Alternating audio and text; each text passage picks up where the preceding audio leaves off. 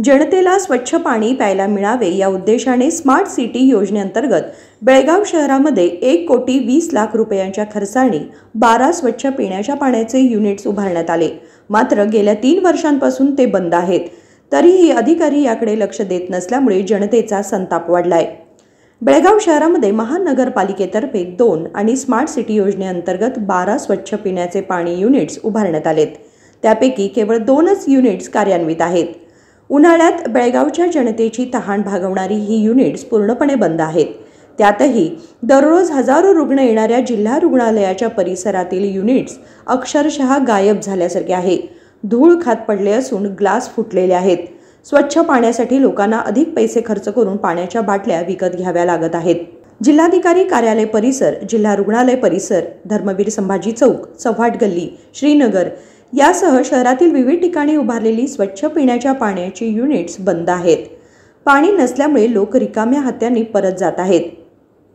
प्रत्येक युनिट उभारण्यासाठी 8 ते 10 लाख रुपये खर्च झालेत। लाखो रुपये खर्च करूनही महानगरपालिका आणि लोकप्रतिनिधींच्या दुर्लक्षामुळे ही युनिट्स जनतेच्या उपयोगात येत नाहीत। शिवाय डिस्टिलरी कारखान्यांच्या माफियामुळे स्वच्छ पिण्याच्या पाण्याचे युनिट्स दुरुस्त करण्यास अधिकारी पुढाकार घेत नाहीत का, असा संशय निर्माण झालाय। शिंदोळीहून आम्ही रुग्णालयात आलो, आम्हाला पाणी हवे असल्यास कॅन्टीन किंवा हॉटेलमध्ये जावे लागते। लाखो रुपये खर्च करून उभारलेले हे युनिट्स उपयोगात येत नाहीत। त्यामुळे जिल्हा प्रशासन आणि पालिकेने याकडे लक्ष दिले पाहिजे आणि याचे रिपेअर तरी करावे किंवा नवीन युनिट्स तरी उभारावे असे जनतेने मागणी केली आहे। एकीकडे पिण्याच्या पाण्यासाठी हाहाकार माजला असताना दुसरीकडे कोट्यवधी रुपये खर्च करून उभारलेली स्वच्छ पिण्याच्या पाण्याचे युनिट्स देखील गंजत आहेत। जिल्हा प्रशासन आणि नगरपालिका यांनी या युनिट्सची दुरुस्ती करावी अशी जनतेची मागणी आहे।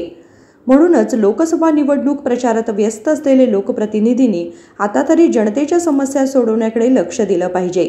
अधिकाऱ्यांनीही कुठल्याही कारणाशिवाय स्वच्छ पिण्याच्या पाण्याची युनिट्स दुरुस्त करावीत अशी जनतेतून मागणी होत आहे। संकल्प शिंदे, KMM मराठी, बेळगाव।